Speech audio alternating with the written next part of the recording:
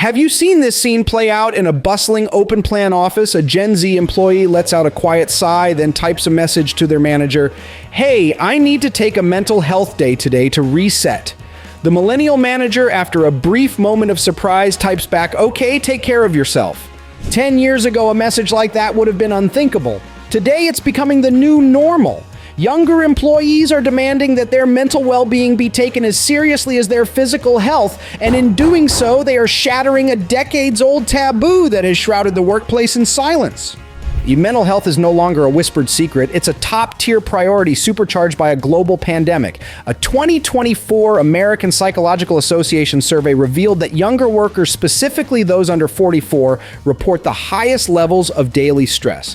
For companies, ignoring this isn't just bad for morale, it's a direct threat to the bottom line, potentially costing you your best and brightest talent.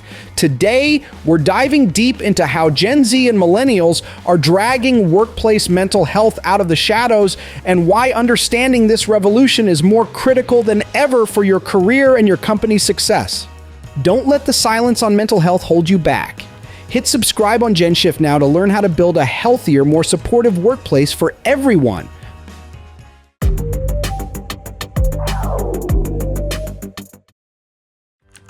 Part 1, When Silence Was Golden, the data behind the breaking point. For decades, the unofficial motto of the corporate world was leave your problems at the door. The traditional workplace treated mental health as a deeply private, almost shameful affair. Stress, anxiety, and depression were seen not as legitimate health issues, but as signs of personal weakness or a lack of professionalism. Employees who struggled often did so in silence, fearing that speaking up would label them as fragile or incapable, potentially derailing their careers. The ideal employee was a stoic, unflappable machine whose personal turmoil never breached the office walls. Then the pandemic hit. It wasn't the start of the mental health crisis, but it was the great accelerator. It forced a global conversation that could no longer be ignored. And at the forefront of this conversation were Gen Z and millennials, who became the loudspeakers for a problem that everyone was suddenly feeling. The data paints a stark picture of this new reality. According to the American Psychological Association's 2024 Work in America survey, about half of all younger workers feel the strain daily, with 48% of those aged 18, 25 and 51% of those aged 26, 43 reporting they feel tense or stressed during their workday. Research from the McKinsey Health Institute is even more direct, finding that Gen Z reports the highest prevalence of mental illness of any generation. Deloitte's 2025 survey adds another layer, with 40% of Gen Z and 34% of millennials saying they feel stressed or anxious all or most of the time. But these aren't just abstract numbers. They are the direct result of a perfect storm of modern pressures. For Gen Z, financial insecurity is a massive driver, with a staggering 81% citing money as a significant stressor. They are navigating a world of economic precarity while also being plugged into an always-on digital culture that research has linked to higher rates of depression and anxiety. Add to that a layer of existential dread, with 77% of Gen Z reporting anxiety about the future of the world. These statistics are screaming a fundamental truth. The old model of separating work from life is dead. It's not just outdated, it's impossible. The modern workplace is now inheriting the emotional and psychological fallout from these immense societal pressures, and it has no choice but to respond. Part 2, the speaking up generation and the pandemic's permanent mark. The key difference isn't just that younger generations are more stressed, it's that they are radically more open about it. Gen Z in particular treats mental health with a level of transparency that is revolutionary. They've grown up in a world where therapy, anxiety, and burnout are part of the common vocabulary. They discuss their mental health journeys on TikTok, share coping strategies on Instagram, and see absolutely no shame in seeking help. For them, mental health is simply health. Millennials, now largely in their 30s and early 40s, are the crucial bridge in this movement. They entered a workforce dominated by hustle culture, where burnout was often seen as a badge of honor. Many suffered in silence, ground down by unsustainable expectations. Now, as they step into management roles, they are driven by a powerful sense of empathy. They are the leaders who get it because they've lived it. They are actively dismantling the very systems of overwork and emotional suppression that wore them down, determined not to pass that toxicity onto the next generation. This shift in attitude has real economic teeth. According to a landmark Harvard Business Review report, a stunning 75% of Gen Z and 48% of millennials have quit jobs for mental health reasons. This isn't just a cultural trend, it's a massive lever of economic power that is forcing companies to pay attention. The COVID-19 pandemic acted as the great normalizer for this movement. It was a universal stressor that shattered the illusion of invulnerability.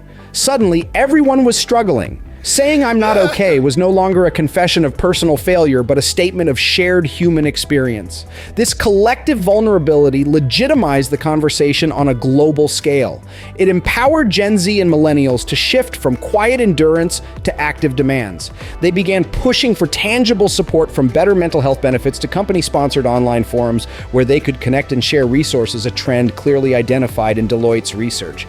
The pandemic didn't invent the workplace mental health crisis, but it created the perfect conditions for it to finally be addressed openly, transforming it from a taboo topic into a non-negotiable part of the modern employee value proposition. Part 3, a tale of 4 generations comparing attitudes on mental health. The modern workplace is a fascinating intersection of 4 distinct generational mindsets, each with its own unique approach to mental health. Gen Z is defined by their proactive and completely destigmatized stance. They don't just hope for a culture that supports mental well-being, they demand it as a condition of their employment. They will unapologetically ask for a mental health day because they view it as a legitimate form of sick leave. They don't see struggles like anxiety or burnout as character flaws, but as valid health conditions that require care and accommodation. They are comfortable using direct language, telling a manager, "I'm at capacity," or "I need help with this," reframing vulnerability as a form of self-aware communication. Millennials represent a journey from reactivity to proactivity. They remember the suck it up and grind culture they entered. Many experienced the harsh realities of burnout firsthand and are now committed to creating a different reality for their teams.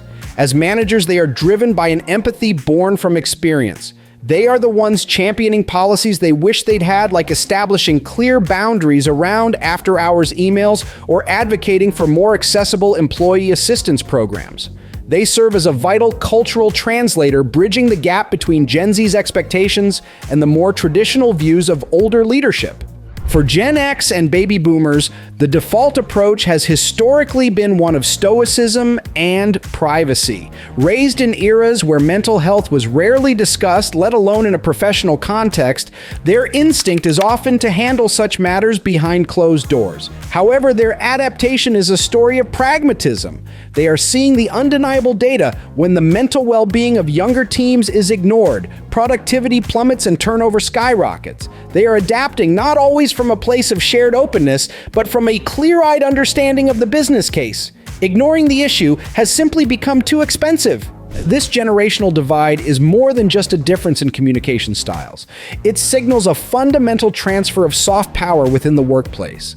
The cultural and emotional expectations of the youngest generation are now setting the agenda. Because companies are desperate to attract and retain young talent, they are forced to listen and implement changes. And these changes, like more flexibility, empathetic management, and better mental health support, are policies that ultimately benefit the well-being and productivity of all employees, including those from older generations who may have been less comfortable or empowered to ask for them. In essence, Gen Z's radical transparency is forcing a wave of workplace humanization that is lifting all boats. Have you ever felt you needed a mental health day, but were afraid to ask?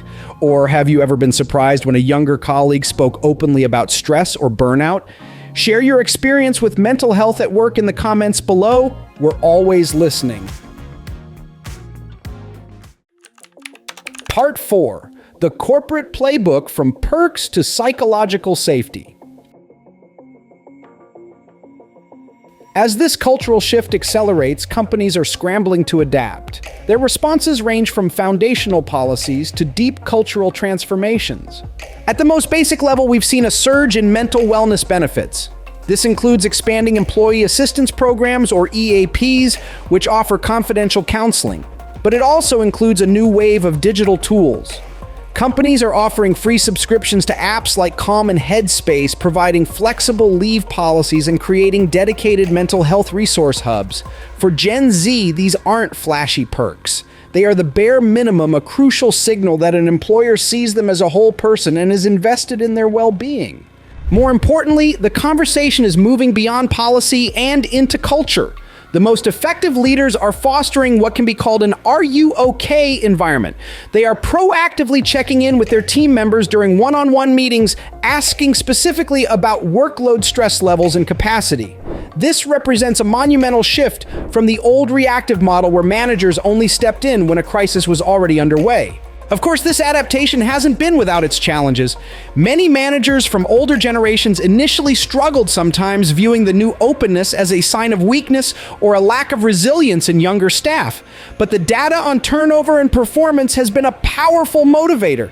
They're quickly learning that empathy isn't a soft skill anymore. It's a core leadership competency required to retain talent. A key factor in this education has been the new vocabulary that Gen Z and Millennials have brought into the workplace. Terms like burnout, psychological safety, and toxic positivity are now part of the corporate lexicon. Toxic positivity, for instance, is the well-intentioned but harmful practice of dismissing negative feelings with forced optimism. Think of responding to a burned-out colleague with a cheerful, "Look on the bright side." By naming and defining these concepts, younger generations are giving the entire organization a more precise language to diagnose cultural problems and build more authentic, supportive environments. This isn't a temporary fad. All evidence suggests this is an irreversible evolution in how we manage people. The link between well-being and business success is now so clear that to ignore it is to choose to be left behind.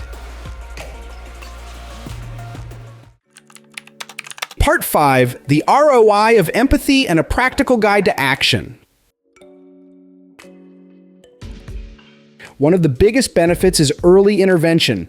When employees aren't afraid of being judged, they seek help sooner.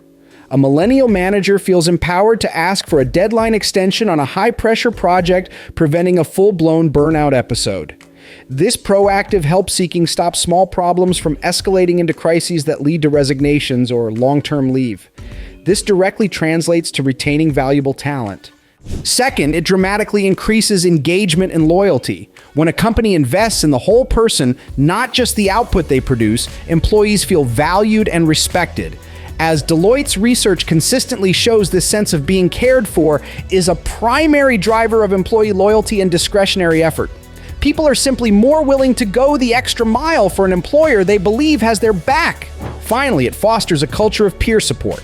Openness builds community. We're seeing Gen Z and Millennials organically create their own support networks at work, from informal check-ins to dedicated Slack channels for team motivation or wellness wins, creating a powerful grassroots safety net. So how can we all contribute to this positive shift? For individuals, learn to advocate for yourself effectively. Don't be afraid to use the resources your company offers, whether it's an EAP or a designated mental health day. When you talk to your manager, be prepared and solution-oriented. Instead of just saying, "I'm stressed," try framing it with specifics.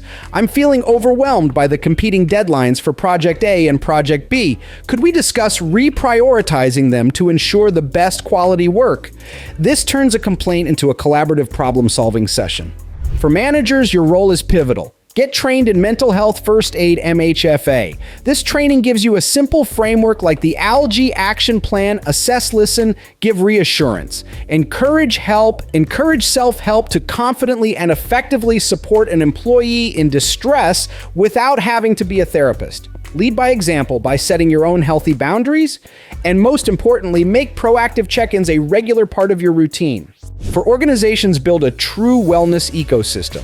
This means going beyond a meditation app and integrating support into your company's DNA. Establish anonymous feedback channels to get an honest assessment of employee well-being. Use that data to drive real change, like adjusting team workloads or implementing a no meeting Fridays policy. This demonstrates that you're not just listening, but acting. As today's younger workers become tomorrow's leaders, these human-centric practices will become the undisputed standard for high-performing organizations. Conclusion: the human-centric workplace is here to stay. The revolution is here. Led by the unapologetic honesty of Gen Z and the hard-won wisdom of millennials, mental health has been dragged out of the corporate shadows and placed directly under the boardroom spotlight. This is not a passing trend. It is a profound and irreversible cultural transformation.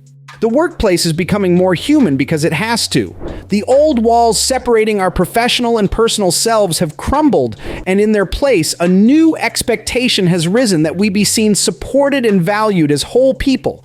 The stigma that once forced millions to suffer in silence is being dismantled conversation by conversation, mental health day by mental health day. As the generations driving this change ascend into leadership, empathy will become a core competency, and psychological safety will be treated as a key performance indicator.